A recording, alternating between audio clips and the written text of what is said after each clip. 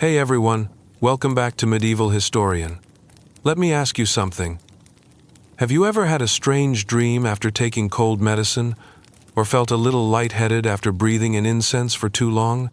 Now imagine a world where that feeling wasn't accidental, but intentional. A world where people used herbs, smoke, brews, and bread to blur the line between reality and vision, not for fun but for healing, for worship, for survival, or for escape. In today's video, we're diving deep into the surprisingly weird and often unsettling world of medieval intoxication. From monks burning hallucinogenic herbs during Vespers, to witches' salves made with fat and nightshade, to villages struck with bread that made entire towns hallucinate, demons getting high in the Middle Ages was a lot more common and way stranger than you might think. And it wasn't just the poor or desperate. Nobles, priests, mystics, even soldiers many sought out altered states, and they did it with plants, potions, fumes, and fungi that would shock the modern world. So, before we begin and before you get too comfortable, like the video, subscribe to the channel, and hit the bell so you don't miss the next descent into the past. And tell me in the comments, what city and country are you watching from, and what time is it right now where you are?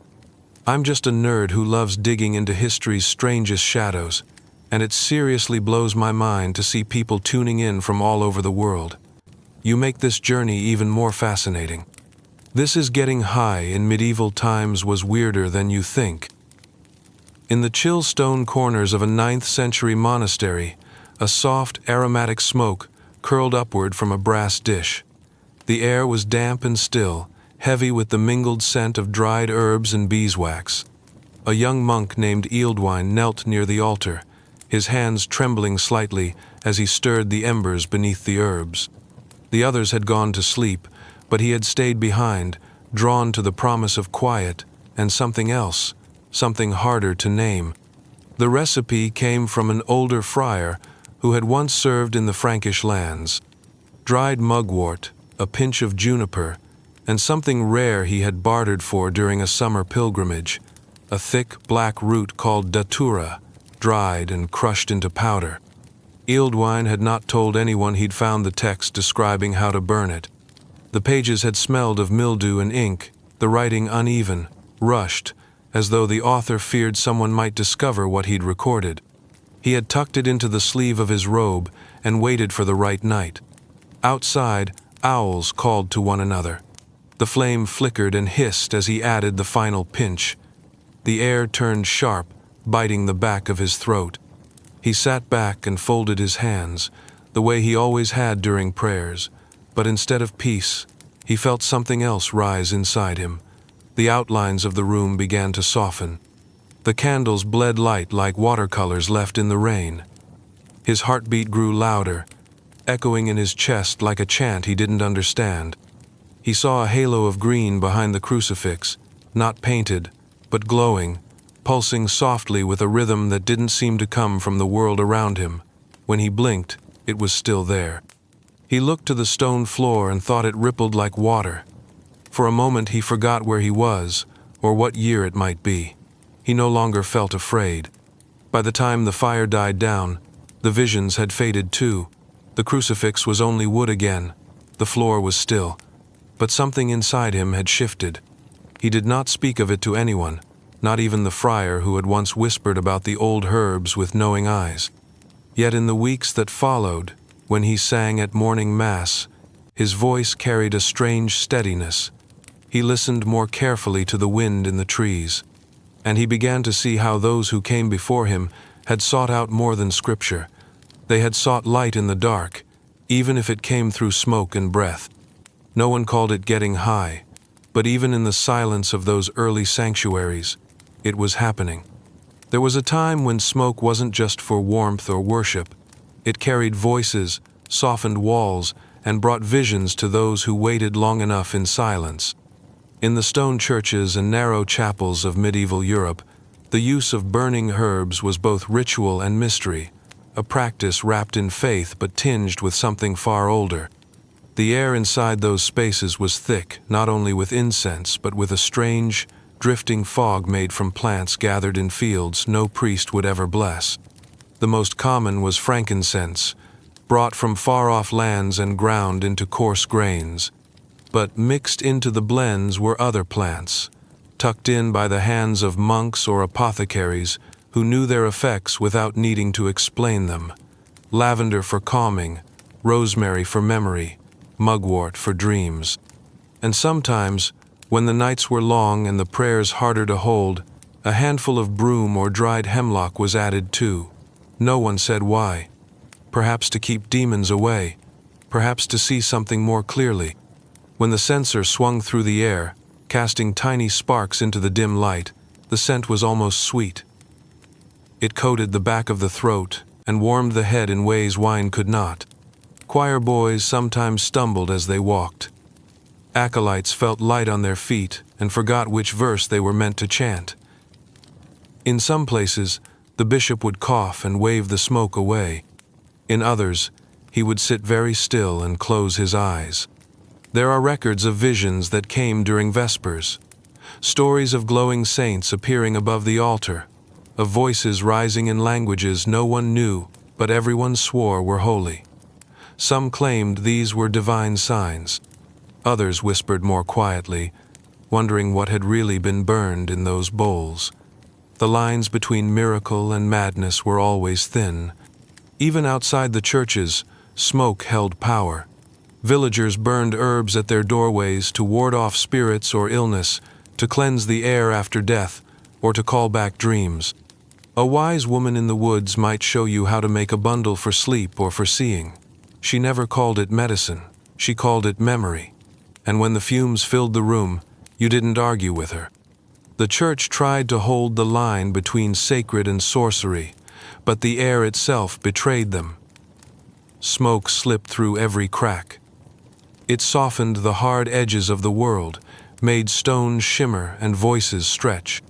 And in those moments, people saw things they couldn't name, and felt something they couldn't explain, except to say they had been touched.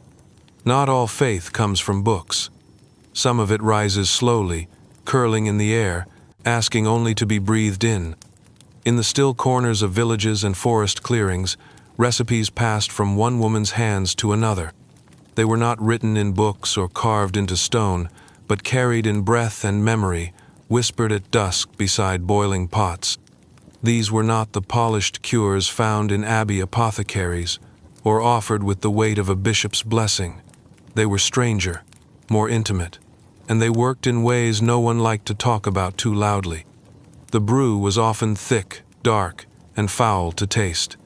It wasn't meant for sipping. Sometimes it wasn't meant to be swallowed at all. One mixture might be warmed and rubbed into the skin, pressed into soft places where blood ran close to the surface. Another might be added to a cloth and inhaled until sleep fell like a curtain. Mandrake, belladonna, wolfsbane, and hemlock were gathered in careful measure, not enough to kill, just enough to open the doors a crack. These women, some midwives, some wanderers, some simply old and alone, understood the line between healing and transformation. They used lard from animals to bind their ointments, sometimes from pigs, other times from less fortunate creatures. In certain stories, the fat came from the condemned. No one said this aloud during the day, but at night around firelight, people swore they had heard it. And perhaps they had. Those who used the brews said they dreamed of flying, not gliding like birds, but floating above the trees, able to pass over fields and rooftops without being seen. They said the sky opened and whispered things, and the stars hummed with sound. They woke up with bare feet covered in dirt and straw in their hair.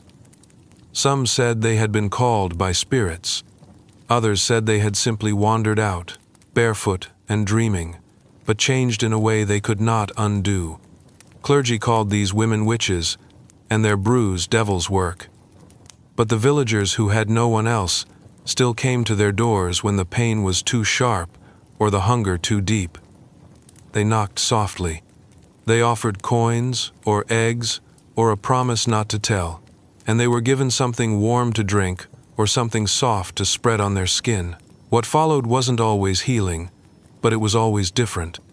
And in a world where certainty came hard and sorrow came easy, different was enough. These women never asked for thanks. They only asked you to be quiet, to take the gift and use it wisely, and to remember that sometimes what you saw when your eyes were closed was just as real as anything you saw when they were open. The bread was warm and crusted, pulled from the communal oven at dawn, just as the mist rose from the fields. No one thought twice about eating it. It had been made the same way for years, with flour ground in the village mill, water from the stream, and yeast saved from the last batch. The oven smoked. Children ran barefoot near the door. Women wrapped loaves in cloth and passed them hand to hand. But that season, the rye had grown strange. No one noticed at first. A few people fell ill and blamed the weather. A boy claimed his blankets whispered when he slept. A shepherd said the sky opened and called his name. They were laughed at, mostly. But then more began to speak of crawling shadows. The old man who rang the church bell said he could see colors that weren't there. A young girl danced for hours without stopping, her feet bleeding, her eyes vacant. And still, they ate the bread. The rye had been touched by something hidden. A fungus, small and black, grew where the grain had soaked in too much rain. It did not smell. It could not be seen once baked. But when consumed, it turned thought loose. It stirred the mind into shapes that did not belong. What the villagers called possession or punishment was something far simpler and far stranger. It was ergot, and it did not forgive. Some said the afflicted were witches. Others said they were sinners being punished. The priest fasted for 3 days and slept in the chapel, praying aloud each night. A mother tied her daughter's arms to the bedpost, weeping as the child muttered in tongues and shook like she'd swallowed lightning. The church held mass twice a day, candles flickering as the air grew heavy with incense and fear. Later, long after the fields had dried and new rye had grown, the talk faded. The girl who danced never spoke again. The bell ringer kept seeing lights in the corners of his eyes. No one could quite remember how it ended, only that it had. The bread returned to its old taste. The mill turned as it always had. But those who had been touched by the strange summer walked slower, eyes lowered, hands trembling now and then for reasons they could not name. There was no trial, no witch burned. But something had passed through the village, quiet as a breath and cruel as fire, and those who knew the taste of it would never forget. The nuns at St. Odilia's kept their windows shuttered when the wind turned cold. Their stone convent clung to the edge of the forest, surrounded by a low wall more symbolic than secure. It was a quiet place, filled with prayers, tending of gardens, and long silences. But there were stories that slipped through, carried by travelers and whispered by merchants who sold them herbs and beeswax. Stories about what the sisters kept in a locked cabinet near the infirmary. Stories about ointments. The recipes had no titles, only measurements scribbled in faded ink. A little fat, melted over low heat. Crushed roots and dried leaves, carefully ground. Belladonna for dreams. Henbane for deep sleep. Mandrake for what lay beyond sleep. Mixed until thick, then cooled in clay jars, sealed with cloth, and marked with a cross. The ointment wasn't used often, or so it was said. Only when a sister could not rest. Only when visions came and would not leave. Only when grief became too loud to bear in daylight. They applied it where it would not be seen, tucked beneath the folds of their habits. On the inside of thighs, under arms, behind ears. The skin drank it quickly. Some said they felt nothing at all. Others said their thoughts swam away from them, trailing ribbons of light. Their bodies lay still in the straw beds, but their minds moved through walls, past the chapel roof, into dark woods they knew only from dreams. Voices came, low and warm, neither frightening nor kind, just present. One sister, young and quiet, claimed she saw the Virgin walking barefoot through the orchard, her eyes filled with stars. Another said she flew above the convent and looked down at herself sleeping. A third said nothing for 3 days, then painted a mural no one could understand, full of birds with human eyes and angels made of fire. The abbess kept that painting hidden for years. She told visitors it had been damaged by smoke. Not every vision was peaceful. Some sisters cried out in the night, clawing at blankets or speaking in tongues no one knew. A few became distant, their laughter too loud, their silence too deep. The ointment was kept locked away again. No one spoke of it during Mass or meals, but every sister knew where it was. And they knew it would be there, waiting, should they ever need to look beyond what the convent allowed. The garden outside bloomed with simple herbs, lavender, thyme, and rosemary.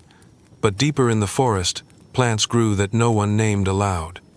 And sometimes, after long rains, footprints appeared near the locked cabinet, damp and bare. The floor was always clean again by morning. The nuns did not lie. They simply said nothing at all. The mead was thick and golden, poured from clay jugs that had been warmed by firelight. It carried the scent of honey in summer, even in the depths of winter. No feast was complete without it, and no gathering of monks, no celebration of harvest, no long night vigil passed without someone lifting a cup. It was a drink of joy, but also one of transformation. After the second or third round, voices softened and loosened, songs grew longer, and eyes took on a distant shimmer, as though seeing things just beyond the edge of the fire. Honey itself was a sacred thing, a gift that needed no tilling or planting, only the patience to harvest and the care not to be stung. When it was fermented, it became something more. Mead was never just a drink. It was a doorway. What passed through it depended on the hands that made it and the soul that drank it. In some abbeys, the recipe was guarded like scripture, not because it was dangerous, but because it was known to open the heart and cloud the boundaries of the self. Monks who drank too deeply during feast days often claimed to hear voices in the stillness afterward. One novice wept for an hour after drinking from the cup, saying the Virgin had touched his hand. Another recited a poem in a language no one recognized and never remembered doing so. The mead used in ritual was sometimes steeped with herbs pulled from the monastery garden. Sage for clarity, chamomile for peace, and on rare occasions, wild valerian, or a pinch of something darker. These additions weren't listed in any official record, but the older brothers nodded when asked about them. The young were told to trust the cup, to sip slowly, and to listen carefully to whatever rose within. There was one night every spring when the doors of the cloister stayed open past midnight, and the fire burned low, and the oldest monk of the order told the story of the first mead. Not the one made by their own hands, but the one said to have been brewed by angels and poured only once, when the world was new and full of song. He spoke slowly, and his eyes gleamed with something brighter than age. No one interrupted. When the story ended, everyone drank once more, in silence, and the night held them like a secret. The next morning, the air always felt clearer, the birds louder, the walk to chapel more deliberate. The mead was gone, stored away again, but something lingered, a softness in the eyes, a hush in the halls, as if those who had drunk from the jug had left a part of themselves in that long firelit night and taken something else in return. In the low-timbered houses that dotted the English countryside, the alewives brewed in silence. Their work began before sunrise, gathering water, stoking fires, grinding grain with worn stones. The air around their kitchens thickened with steam and scent. Their hands moved with practiced rhythm, guided by knowledge passed not in books, but in hours and burns and memory. They knew the color of a good mash by sight. They knew when to stir and when to wait, and they knew which herbs to add when the nights grew colder or the dreams turned restless. Most of the ale they brewed was mild, barely enough to dull the edge of hunger, but for those who asked quietly and paid in coin or favors, there were stronger brews. Those were made with henbane, or wild rosemary, or sometimes the dried petals of a flower, that only bloomed once in a season. These ales ran darker, settled heavier in the mouth, and left the drinker warm for hours, even as their thoughts slipped sideways. Few spoke openly about the effects. Some claimed nothing at all, only a pleasant haze. Others whispered of lights that moved behind closed eyes, or the sound of bells in the woods, or dreams that carried messages from the dead. One man claimed he had seen his childhood home exactly as it had been, with his mother still sitting at the window. He said nothing had changed, except she had looked straight at him and called him by name. The alewives never explained what they used. They offered no warnings, only a nod, and sometimes a quiet prayer under their breath. The church kept a close eye on them, not because they were dangerous, but because they were trusted. More than the priests, more than the midwives, more than any wandering healer. When illness struck or crops failed, it was often the alewife who was summoned first. And if her stronger brew brought relief, no one questioned what had gone into it. Some were accused of sorcery. A few were dragged before local courts, made to stand while men questioned them about roots and spoons and cauldrons. But most were left alone. Their neighbors knew the taste of their ale and the comfort it brought. And in the quiet of their homes, behind the thrum of boiling wort and the hiss of cooling stone, they kept their own counsel. There is little written about them, only fragments, complaints from bishops, entries in old tax records, and the edge of a rumor that never settled.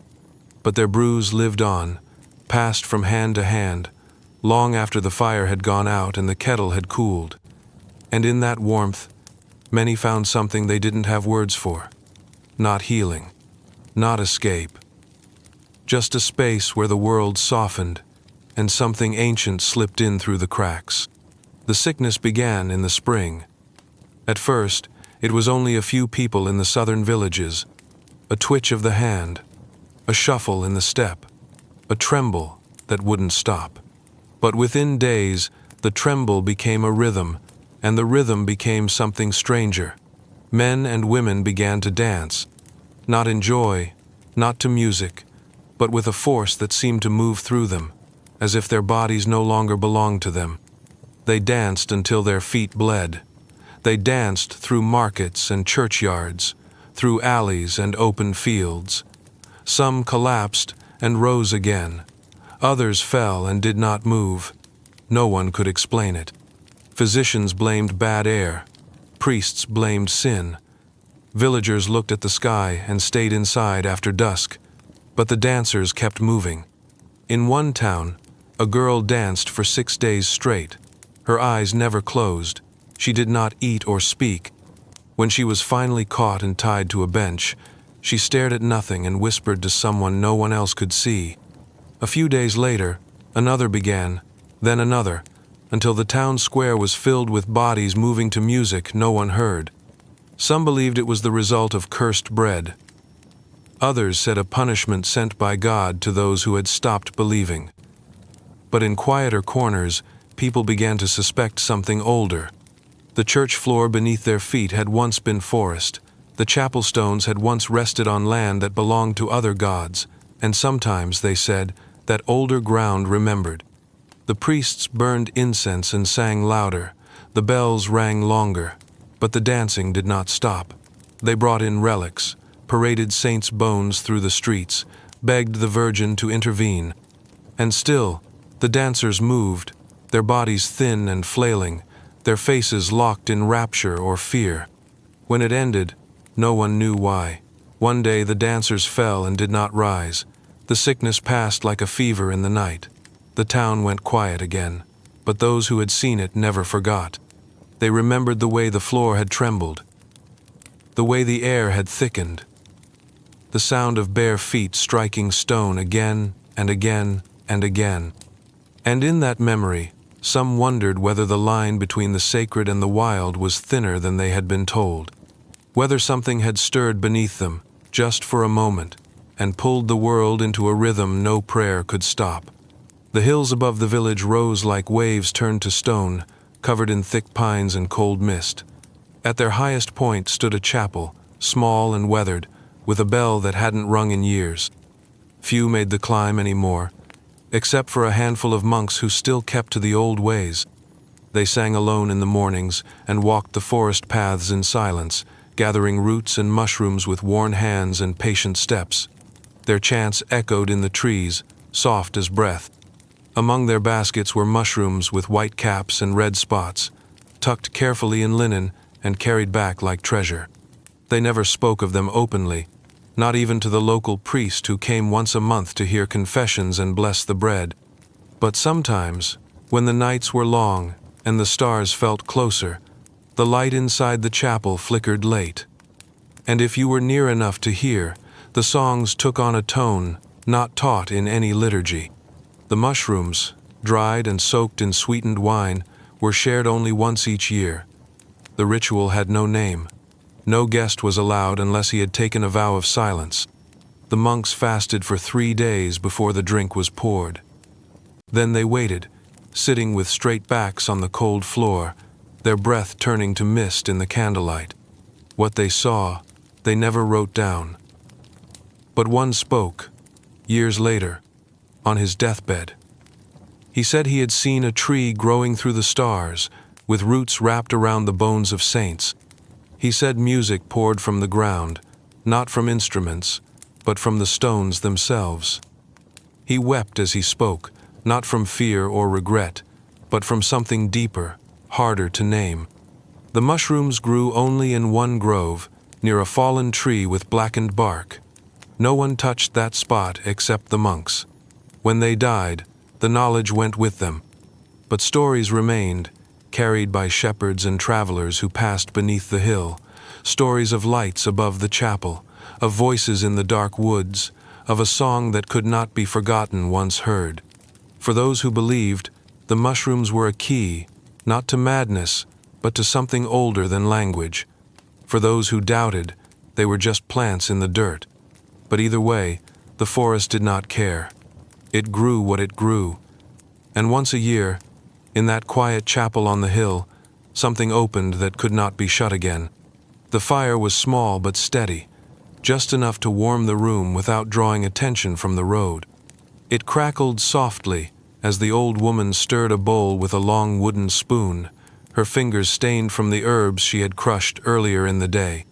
Across from her sat a traveler, damp from the rain and still clutching the sleeve of his cloak. He did not speak. She didn't ask questions. When the mixture was ready, she poured it into a clay cup and pushed it toward him. It steamed and smelled of earth and something faintly bitter. He drank without flinching, though the taste was heavy. She watched his eyes, not with suspicion, but with something closer to patience. When his grip on the cup loosened, she took it back and returned to her stool. Outside, the wind rattled the shutters. Inside, time thinned. The plants she used were not grown in gardens. They came from the hills behind her house, where the soil was dark and loose, and the trees bent like old men. She spoke to them when she picked them, asked permission, thanked them, dried their roots above her hearth and ground them with a stone passed down from her grandmother. She had never been taught, only told to listen. The traveler's breathing slowed, his body softened, his eyes stayed open, but they no longer seemed fixed on anything in the room. He whispered once, and though the words made no sense, they sounded like a prayer. The old woman nodded. She had heard many tongues like his, from people who dreamed with their eyes open and remembered things they had never lived. Some of them came back shaking, some came back crying, a few came back smiling. Others came back and didn't speak at all, but moved through the world afterward like it was thinner, more fragile than before. She never asked what they saw. That wasn't her place. The plants were old, older than the road, older than the village, older than the stories about what lay beyond the trees. People called her a healer. Some called her a witch. She never corrected them. When asked why she gave the brew to those who wandered in, she only said the same thing every time. The mind can grow roots in hard soil, but sometimes it needs light to remember where it began. When the man finally stood, his hands trembled, but his eyes were clear. He nodded to her once and stepped back into the night. She did not watch him leave. She stirred another bowl, placed another log on the fire, and waited for the knock that always came before morning. The village was poor, and the ground gave little. Stones rose more easily than crops, and the wind carried dust even in the months meant for rain. Most people lived with little more than they could carry. A roof, a hearth, a thin blanket stretched across the seasons, but no one was truly alone. Fires burned in shared spaces, and stories passed from mouth to mouth like bread when food ran short. In that world, escape did not come from comfort. It came from what could be found nearby. Dung dried and crumbled into piles behind homes and stables, used for fuel, warmth, and sometimes more. When burned in a closed space, it produced a smoke that dulled the body and blurred the edges of thought. No one called it medicine, but those who knew how to sit with it found a stillness that came from somewhere deeper than rest. A woman named Bera lived near the edge of the village, in a house made of packed mud and faded wood. She was quiet and mostly blind, her eyes clouded but always open. Children sometimes sat near her fire, where the air was always thick. She would hum as she stirred the coals and speak in a low voice that twisted into songs, though no one knew the language. Some claimed she had once been sharp and full of talk, until the smoke changed her. Others said the opposite, that she had been born too soft for this world, and the smoke had made her strong. No one could say when she began to sit so still, but people came to her when grief had grown too wide to carry alone, or when the voices of the dead came too close to sleep. She never turned them away. She only made space and fed the fire, and sometimes added a handful of dried leaves that changed the scent of the room. The people who entered rarely spoke while they were there. Some wept. Some slept with their heads resting against the walls. Some left gifts without a word and vanished before the sun rose. The church ignored her. The village priest had visited once, many years ago, and left without blessing the house. But the people still came. When a child was lost, when a birth came too soon, when the fields refused to green, they came not for healing, but for quiet. And when they left, they carried with them a silence that wrapped around the world more gently than before. No one called it a ritual. No one called it a cure. But in the thick breath of smoke and story, something softened. And for a few hours, the ache of being poor, of being small in a world that never stopped taking, faded into the glow of a low fire and a song with no words. He lived alone near the edge of the stone city, where the river turned sharp and fast against the cliffs. His home was not much more than a cave, though the front had been shaped with slabs of slate and framed with driftwood washed down from the hills. No one visited him by day, but sometimes, after dark, someone brave or desperate would knock against the stone with the flat of their hand and wait to be noticed. He was called an alchemist, though he never used the word himself. He had no apprentice and kept no accounts, but smoke rose from his hearth at odd hours, and strange colors flickered behind his narrow windows.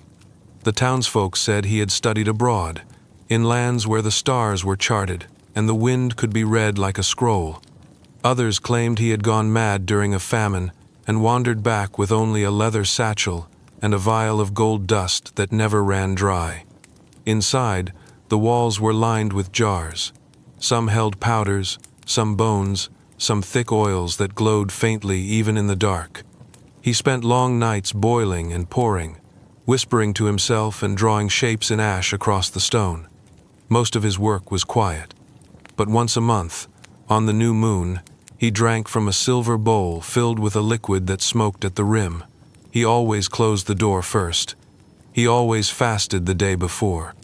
Those who caught glimpses through the cracks said his body would stiffen for a moment, then fold like cloth.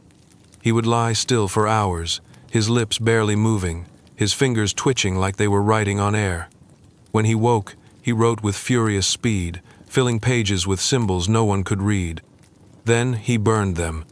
Some believed he was searching for gold, the secret transformation of base into brilliant. Others thought he sought something deeper, a doorway into the nature of the soul. Whatever he found, it took something from him in return. His hands grew shaky, his beard turned white before his hair. His voice grew softer each winter. Still, he continued. Not because he hoped to live forever, but because he believed there was something behind the veil of the visible, and once glimpsed, it could not be forgotten. One night, the smoke did not rise. A boy sent to deliver bread found the cave cold and empty, the fire dead. On the table sat a bowl, still steaming, untouched. The pages had all been burned, the jars cleaned and sealed, but the ashes left behind glowed faintly for 3 days. No one claimed his space, the river wore away at the steps, the driftwood rotted. But long after he was gone, people still spoke of the man who drank smoke and chased the soul through fire, and who, for a time, seemed to catch it. The bread was darker that year, baked with grain that had grown tall but strange in the wet fields. The rains had come late and stayed too long, soaking the ground and leaving it soft underfoot. The farmers knew something was off, but the stores were empty and the people were hungry. When the grinding was done and the dough shaped by tired hands, no one thought to question what the loaves held. They only wanted them baked. The illness began in one household and spread quietly. It was not a sickness of the body at first. A boy began to laugh in the night, even when no one spoke to him. His sister whispered to shadows and spoke of a woman in blue standing at the foot of her bed. Their mother said nothing until she woke one morning convinced that the walls had turned to glass. By the end of the week, 5 families were speaking in tongues and falling into fits they could not control. No healer could make sense of it. The priest said it was a curse and ordered the chapel bells rung twice a day. The baker said it was fever. But a wandering midwife who passed through the village told a different story. She touched the bread with the edge of a blade and sniffed its crust. She said the rye had rotted from the inside, a rot no fire could burn out. She spoke the word ergot in a low voice, and when no one understood it, she left without staying the night. What the villagers experienced could not be explained by hunger or grief. Visions came in daylight. Flames flickered in bowls of water. Mothers wept when their babies cried in voices they swore belonged to grown men. Some walked into the river as if called. Some danced until they fell. Others sat still for hours, eyes fixed on things no one else could see. The village tried to bury what happened. The bread was thrown out. The oven was scrubbed clean. New seed was brought in from a distant town, and the fields were blessed before planting. But the ground remembered, and so did the children who had seen their parents change before their eyes, touched not by spirits, but by a fungus that grew like any other, silent and patient beneath the stalks. Years later, when someone spoke of seeing lights in the dark, or hearing voices in the rustling wheat, the older ones would grow quiet. They would look toward the river, where the stones had once marked the edge of what had been forgotten, and they would not laugh. They had eaten that bread. They had tasted what it could do. In a quiet corner of the monastery garden, poppies swayed gently with the breeze, their red petals soft as silk. They were not planted in rows like the herbs used for teas and ointments. They grew in a patch by the stone wall, half shaded, half forgotten. The older monks said they had always been there, and no one could quite recall who first let them take root. They were beautiful, but not just for beauty's sake. When a brother grew sick or fevered, the infirmarian would steep the dried pods in warm water, sometimes with honey or a bit of mint to ease the bitterness. The drink was thick and slow, made to calm pain and smooth the sharp edges of suffering. But those who took it often spoke of dreams. They said the night felt longer, as if the hours stretched open. Some said they walked through gardens they had never seen, full of birds that sang without moving their beaks. Others said they heard music from the ground, slow and low, like a song meant only for them. There was no rule against the use of poppy. It was not forbidden, but it was not spoken of during prayers either. The drink was called a draught for the body, though everyone knew it touched more than that. One monk, who had fought in wars before taking his vows, once drank it after an injury to his leg. He said nothing for 3 days. Then he wrote a passage about seeing his mother again, standing by a fire that did not burn. He placed it on the altar and never mentioned it again. Not all who took the draught found comfort. Some woke with tears, unable to explain what they had seen. A few could not sleep without it, once they had tasted its peace. The infirmarian began to ration it more carefully, speaking gently to those who came too often, reminding them that silence was a gift only when it came naturally. Over time, the poppy patch was watched more closely. The young were not allowed near it without supervision. Yet the plants kept growing, season after season, red against the gray stone, blooming with a quiet boldness. They asked nothing and gave everything: pain, peace, and the soft space in between. When the wind blew just right, the scent of them drifted through the cloister and into the chapel, unnoticed by most. But for a few, it carried the memory of sleep that healed and dreams that felt more real than waking. And in that moment, the world became gentler, if only for a breath. The cottage stood at the edge of the woods, where the trees pressed close and the ground stayed damp long into spring. It was crooked and sagging, with a roof of moss and stone steps that sank a little deeper each year. Smoke rose from the chimney in slow spirals, scented not with meat or bread but with roots and leaves, some sweet, some bitter. The woman who lived there kept no animals, but her shelves were lined with jars, and her floor was always swept clean. She was not feared, not quite. Children were told not to bother her, but they whispered stories when she passed, and some believed she could speak to birds. She knew every plant in the woods, every flower that opened only at dusk, every vine that twisted without needing light. She gathered them with bare hands and dried them in bunches above the hearth, humming to herself as she worked. Some were for fevers, some were for sleep, others were for what she called seeing. Those who came to her did not ask directly. They spoke of bad dreams, of shadows in the corner, of restlessness that would not pass. She would nod and reach for a jar without needing to look. The brew she made was thick and earthy, warmed in a copper pot and served in cups that had chipped long ago. The first sip was heavy. The second tasted like stone. Afterward, the world changed. Colors grew brighter. Sounds echoed longer. Some saw faces in the fire. Some saw people they had lost. One woman claimed to have spoken to her unborn child, who told her not to be afraid.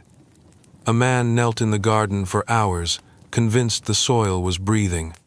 They returned to themselves slowly, quiet and dazed, as though they had walked through a doorway no one else could see. The woman never asked what they saw. She only watched their eyes. If they left weeping, she handed them a cloth. If they left silent, she offered no words. She had done this for years, long before the village had a priest, long before the road to the market was paved with gravel. Her knowledge came from somewhere older than Scripture, older than the law, passed through hands that remembered things no book could hold. They called her a healer when it suited them, a witch when it didn't. But when fear pressed in, or sorrow grew too sharp, they found their way to her door, always just before dark, always with coins folded into cloth. She never turned them away. She opened her door, lit her fire, and reached for the right jar. The forest watched in silence, and the plants bloomed in their usual place, untouched by judgment, rich with their quiet power. The caravan moved slowly through the hills, bells clinking on the harnesses and dust rising from the path.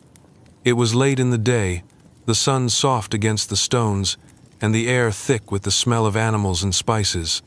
The men at the front wore robes faded from sun and years, and the children who followed ran barefoot, chasing shadows that stretched longer with each hour. Among them was a man called Yusuf, known not for his trade, but for what he carried wrapped in cloth deep within his pack. He did not speak of it often, but when the fires were low and the night settled heavy, someone would ask. Yusuf would reach for the small jar, still warm from the sun, and unroll it carefully. Inside was a paste, dark and sharp-smelling, pulled from the resin of a plant that grew along riverbeds and hillsides in the southern lands. "Hashish," he would say, quietly. "A gift, not a trick." He would pinch a small bit between his fingers and mix it into sweet tea, brewed thick and slow over the fire. The others would watch as the water darkened, the steam rising with the scent of cardamom and something heavier. They drank in silence, passing the cup around, their voices lowering, their eyes softening. Sometimes they would laugh without reason. Other times they would sit still for hours, gazing into the flames as if reading something written there just for them. Stories came easier after the tea. Men who barely spoke would recite poetry in perfect rhythm. One old man sang a hymn in a tongue no one recognized. A boy claimed he saw a woman dancing in the stars, her hands painting shapes into the night sky. They were not loud visions, nothing rose or burst. But the world softened, and thoughts moved slower, more carefully, as if each one were being touched before it passed. Yusuf never explained where he had learned the mixture. He only said that the mind must sometimes be shown what it cannot reach on its own. In the cities, hashish was banned. In the temples, it was whispered about behind closed doors. But on the road, among travelers and wanderers, it was shared like bread, passed in trust, never sold. When the fire dimmed and the cups were empty, Yusuf packed the jar away. He tied the cloth around it twice, murmured a few words under his breath, and tucked it beneath his bedroll. By morning, no one spoke of the night before. But the silence was different, calmer, as if something sacred had moved among them, asking for nothing, offering only a glimpse of something they might remember later when the road grew long again. In the high courts of the eastern kingdoms, where peacocks strutted across tiled gardens and fountains whispered in shaded courtyards, the drink was served in silver cups rimmed with crushed rose petals. It was called bang, and it flowed freely during feast days, weddings, and the spring festival that colored the world with powder and light. The drink was thick and green, sweetened with honey and milk, and steeped with leaves from a plant that grew wild along the rivers, tall and swaying, its scent clinging to the hands that picked it. Courtiers drank it before poetry recitals. Dancers sipped it before stepping onto the marble floors.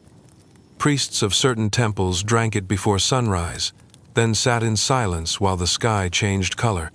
Some claimed it brought clarity. Others said it was a gift from the gods, meant to dissolve the boundaries between the body and the soul. No one argued over its use.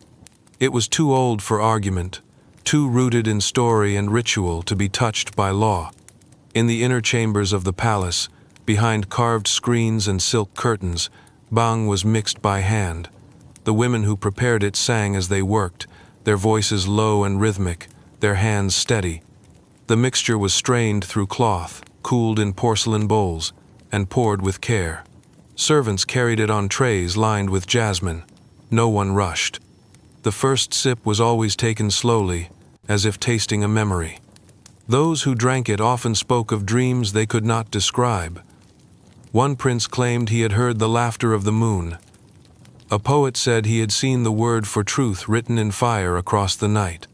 A servant once wept quietly for an hour after drinking it, then rose and spoke to no one for 3 days. When asked what he had seen, he only touched his heart and bowed. The temples kept their own recipes, older still, passed from one priest to another without writing. These were stronger, darker, meant not for pleasure but for silence. The priests drank before ritual, before fire, before the deep chants that echoed through the stone halls and into the bones of those who listened. They did not speak of what they saw. They emerged slowly, faces pale, eyes focused far away. The plant itself was never hidden. It grew alongside roads, near fields, in temple gardens where cows grazed without worry. Children played among its stalks. The power was not in its secrecy, but in the way it had been folded into life so completely that it no longer needed defense. When the season changed and the festival ended, The trays were put away and the singing quieted.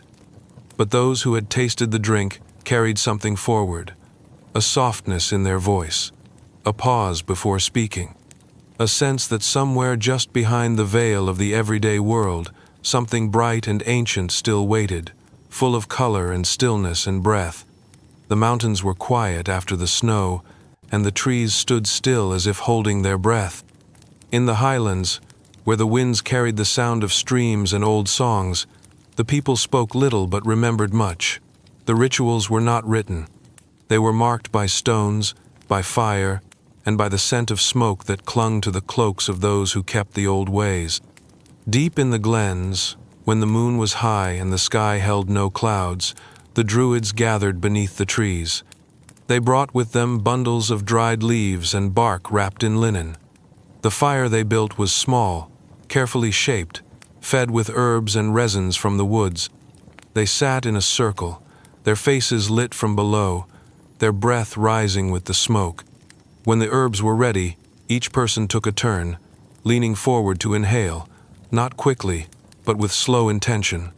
The smoke was bitter at first, then soft. It filled the lungs and lingered. Voices came after silence, not loud, but low and steady, carried like a chant, though no words could be picked out clearly. Some rocked gently as they sat, others remained still. One man raised his hands as if feeling for something above him. A woman let out a sound that was half a laugh and half a sigh. The smoke circled through them, curling around their shoulders like a shawl made of breath. They said the plants helped them listen, not to gods, not to spirits, but to the land itself, to the stones and rivers, to the bones buried beneath the hills. One elder claimed the smoke made him remember lives that were not his, but whose memories came with the sharpness of waking. A girl, no more than 15, said she saw the face of a deer she had once killed and that it forgave her. When dawn came, the fire was left to die on its own. No one spoke on the way home. They walked through the heather and past the standing stones, their boots damp from frost, their faces marked with ash. What had passed between them and the forest would not be repeated, even among kin. The rites were not meant for spectacle. They were for balance, for remembering what could not be spoken in the daylight world. And the smoke, drawn from plants that grew among thorns and rock, was not a doorway, but a bridge, a narrow one, crossing into the place where silence listens back. The snow had melted from the fjords, and the ships were being readied with ropes coiled tight and oars laid in rows. Smoke drifted from the longhouses, and the sound of sharpening blades rang through the narrow valleys. The warriors moved with purpose, wrapping themselves in furs, testing the weight of their axes, speaking little. But the fiercest among them, the ones called berserkers, followed a different rhythm.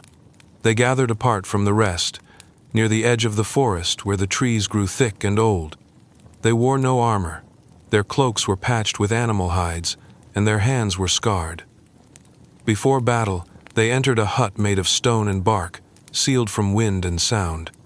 Inside, the air was thick with the scent of burning wood and something older.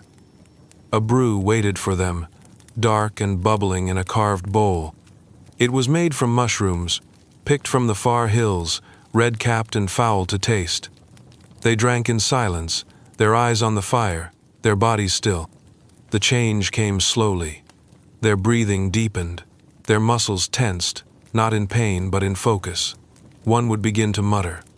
Another would laugh, low and strange. A third would stare at the flames, lips parted, seeing something no one else could. They said the mushrooms made them see through the veil, made them feel the blood of wolves in their veins. When the door opened and the cold rushed in, they stepped out barefoot, their eyes wild and unblinking. In battle, they moved as if touched by fire. They did not flinch. Blades cut them, and they did not fall. Their cries shook the hearts of the enemy, not because of what they said, but because they seemed less like men and more like something risen from the old world. Some called it madness, others called it rage. But those who had seen it said there was something else in their faces, something both ancient and empty. When the fight ended, the berserkers were the last to stop. Their bodies still trembled, their hands clenched long after the swords were lowered. They were led away from the village, back to the forest's edge, where the fire was rebuilt and the brew was replaced with water and broth. They lay on the earth, their eyes shut tight, breathing heavy and uneven. In time they returned to themselves, quiet and slow, but never quite the same. The mushrooms grew only in certain places, fed by the decay of leaves and rain. No one planted them. No one spoke of them outside the circle. But each year, before the spring raids, the berserkers gathered again. And the forest waited, knowing what it would give and what it would take. The bells rang out across the village as the sun rose behind the chapel, casting long lines of gold across the thatched roofs.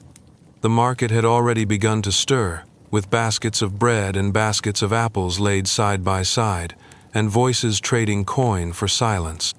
But behind the stone walls of the church, something else had begun to change. The prayers still rose each morning, the incense still curled through the rafters, but the space between words had grown tighter. The faces of the priests held more watchfulness than peace. There had been rumors of visions, a boy who claimed to speak with angels after drinking from a stream near the forest, a woman who sang hymns in a voice not her own after eating wild berries left on her doorstep. None of it was spoken of during Mass, but behind closed doors, the fear grew. The bishop arrived from the city with letters sealed in red wax. He sat in the highest chair and listened to the priest's account, saying nothing for a long while before asking to see the garden. It was not the kind of garden kept for beauty. The herbs were useful, the soil rich with ash and compost. The bishop's eyes paused on a tall plant near the wall, its leaves broad, its scent heavy even in the morning air. He said nothing then, but the next day, a sermon was given in a voice sharp with certainty. He spoke of false visions and the danger of dreams that did not come from God. The garden was burned the same evening. The smoke rose dark and bitter. The crackdown spread quickly. Across the region, old women were questioned about what they grew behind their homes. Apothecaries were asked for lists of ingredients, and some recipes were banned by name. In the town square, a man was whipped for refusing to name where he found the root that made him sleep without fear. The church reminded the people that comfort should come only from prayer, that visions uninvited were not gifts, but traps. Still, the herbs returned. Not always the same ones, not in the same places. But someone always remembered which leaves to dry and which to hide beneath the floorboards. The lines between holy and heretic blurred in the minds of those who had felt the shift in their own blood, who had once seen the sky open after a draft or a puff of smoke. Faith did not vanish, but it narrowed. And those who still sought wonder in the roots and the brews did so with more caution. They met at night. They walked farther into the woods. They stopped speaking of what they saw.